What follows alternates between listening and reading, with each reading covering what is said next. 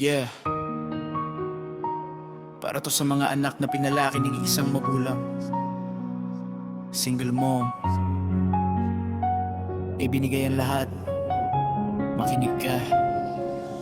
Si nanay lang mag-isa, walang katuwang sa laban.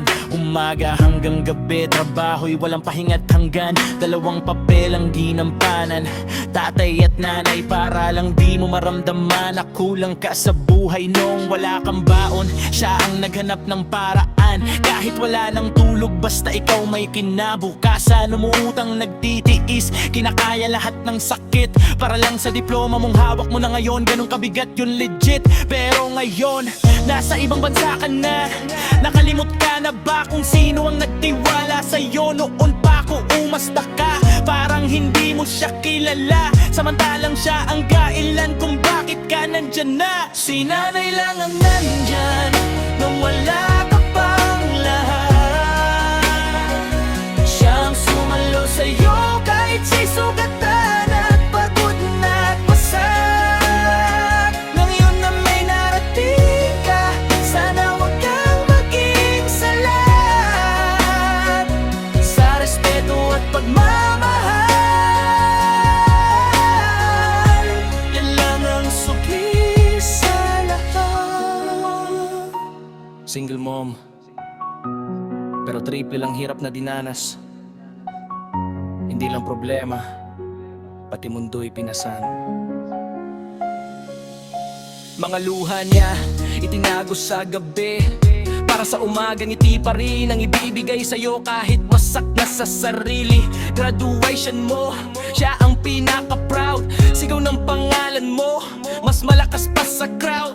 Hindi man siya perpekto, pero ginawa niya lahat para di ka matulad sa hirap na kanyang naranasan sa bawat paglakad. Ngayon may trabaho ka, dolyarang hawak, pero gali mo parang hindi na marunong lumingon sa pinanggalingan mong landas. Isang tawag niya, minsan di mo pa masagot, pero noong ikaw yan, kahit anong oras siya ang laging sagot. Oh yeah. Si nanay lang ang nandyan nung wala ka pang lahat. Siyang sumalo sa'yo kahit siya'y sugatan at pagod na at wasak. Ngayon na may narating ka, sana wag kang maging salat. Sa respeto at pagmamahal, yan lang ang sukli sa lahat. Hindi mo kailangan ibalik lahat ng sakripisyo, kahit kailan hindi niya yan siningil sa'yo. Pero sana wag mong iparamdam na wala siya yung alaga, dahil sila ang lumaban para sa'yo noon pa. Hindi pera ang sukli, kahit padala mo pa buwan-buwan. Kung wala naman respeto, kulang pa rin yan. Isang salamat, isang yakap, isang pag-alala, mas mahalaga pa minsan kaysa sa perang ipinadala. Balang araw, maiintindihan mo rin lahat kapag ikaw na ang magulang at ikaw na ang sasapat. Sana wag mo nang hintayin ang panahong wala na siya, bago mo marealize na siya ang mundo mo noon pa.